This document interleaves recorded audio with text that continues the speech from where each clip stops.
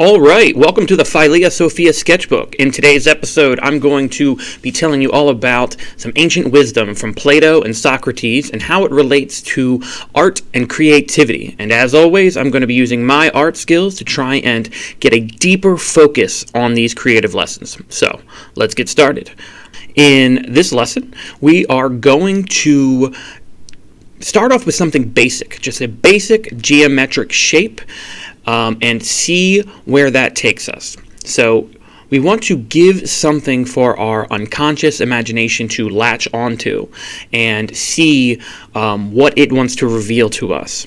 So in order to do this, we're going to just pick an object and start drawing it and see what emerges around that object, who emerges around that object. Once you really tap into your imagination, the potential for unexpected outcomes really is limitless. So, since this lesson is all about the unconscious imagination and allowing it to see where it leads you, let's begin by drawing a torch. A torch, I think, is a great symbol for the imagination because it has two abilities. The light from the torch can illuminate and show you the truth and reveal things to you that otherwise were hidden before. But at the same time, depending on how that light is used, it can also cast shadows. And if you are only looking at the shadows and not at the light, you might be deceived or confused or misunderstand what reality really is. So the torch, the firelight, has this yin and yang revealing yet deceiving property built into it. Learning how to draw geometric shapes is the key.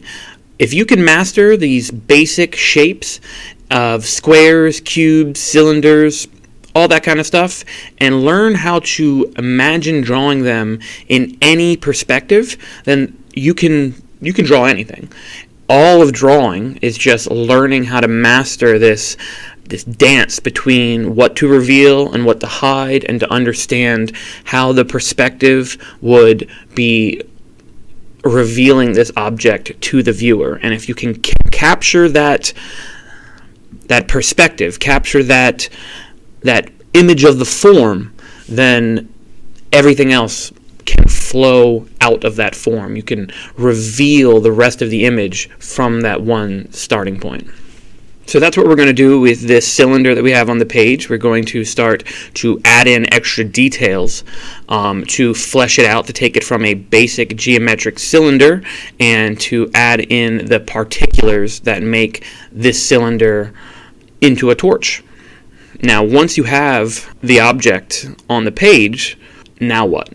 Now you can start asking yourself some questions. Who is holding this torch? Is it on a wall? Is it in the hands of somebody? Is it on fire? Is it extinguished? Is something else happening to it? By allowing your imagination to play with this object, your unconscious imagination will just start filling in the details. And if you just listen to your imagination and just follow it with whatever idea that it gives you, it always ends up being something interesting and more revealing than what you had expected. While you're working on your drawing, I'm going to skip ahead to show you what my imagination revealed around this torch, and then we're going to finish the drawing while I talk about the rest of Plato's ideas. The point is to let your imagination throw something out at you. Have it reveal something from your unconscious. So just pick the first idea that seems interesting to you and go with it. Allow it to lead you down that road. Remember, it's a sketch, so there are no wrong answers. You can't fail at this. As long as you are doing it, you are succeeding. Plato's philosophy covered many different topics, including metaphysics, ethics, politics, epistemology, and much more. But the main one I want to focus on this video, and that relates to our drawing lesson, is the idea of the forms. Plato really believed that this world we experience through our five senses was only a shadow of the higher reality. He called that higher reality the world of the forms, or the world of ideas. He believed that these forms were eternal, unchanging, and perfect, and they existed independently of our physical world. And that these forms, they couldn't be seen with any of these senses, but we had to understand them through our intellect, our mind, and our reason.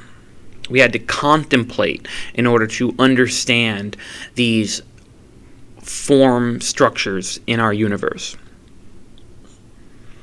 And Plato believed that our knowledge of these forms, it's innate, it's built into us as human beings, but oftentimes that knowledge can be obscured or forgotten, and the goal of a philosopher, the goal of all of philosophy, was to try and recover this knowledge of the forms and of the real world through reason and contemplation.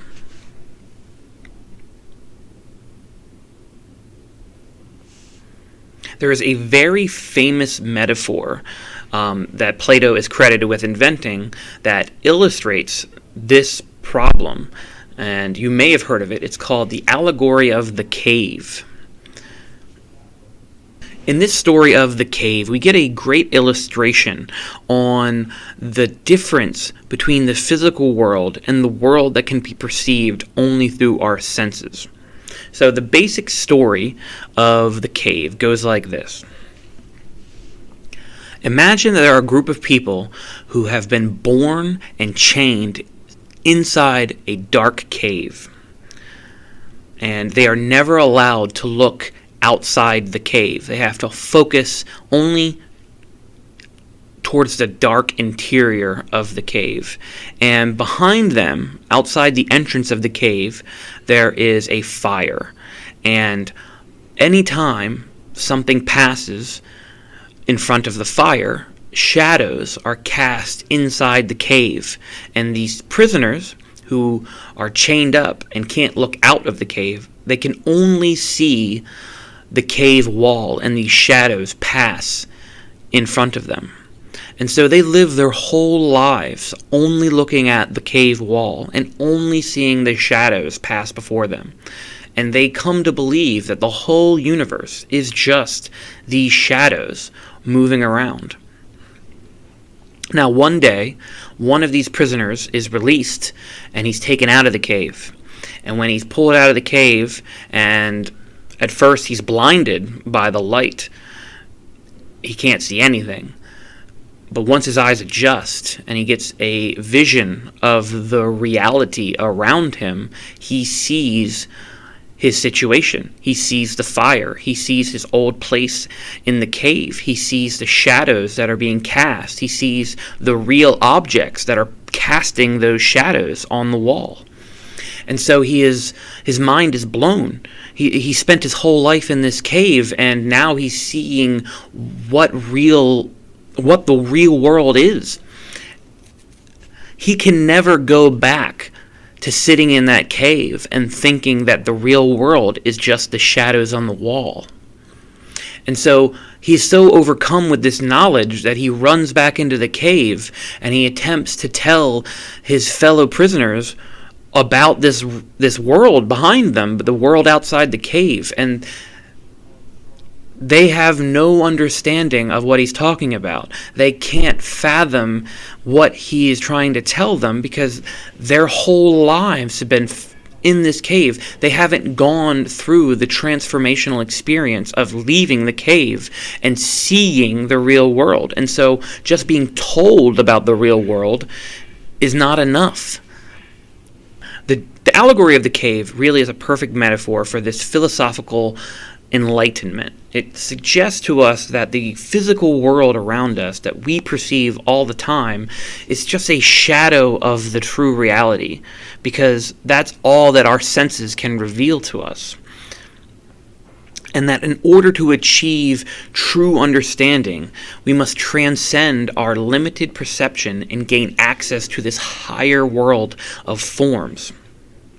Now, to end this episode, I'm going to share with you a clip from Terence McKenna, and he's going to talk about his own thoughts about this unseen world of form and ideas and how we can think about it in this modern times.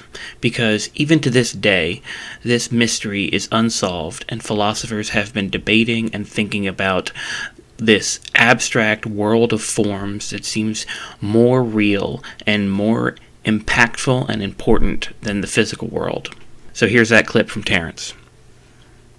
Science cannot operate without this notion of the restoration of initial conditions. And yet this is a highly unexamined notion.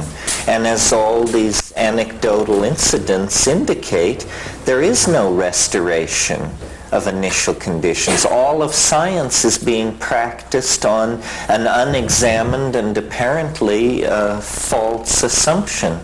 So a more honest definition of what science is science is the art of studying those phenomena so crude that they can have an apparent restoration of initial conditions.